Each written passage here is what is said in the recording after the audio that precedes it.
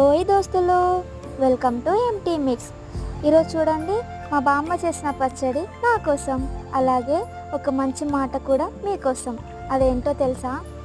Actually ఇంట్లో మన ఆడవాళ్ళకి ఎన్నో పనులు ఉంటాయి, ఏవేవో చేస్తుంటాం, తర్వాత పిల్లల్ని చూసుకుంటాం, అన్నీ అసలు తినడానికి తీరిక లేకుండా కూడా మనం అన్ని పనులు చేస్తుంటాం.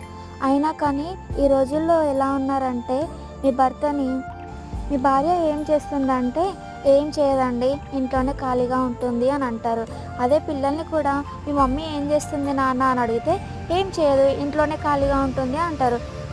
కానీ ఎంతవరకు కరెక్టో నాకైతే తెలియదండి. ఎందుకంటే ఒక ఆఫీస్ వర్క్ ఒక్కటే కాదు, ఆఫీస్ వర్క్ చేయకపోతే ఖాళీగా ఉన్నట్టు కాదు కదా.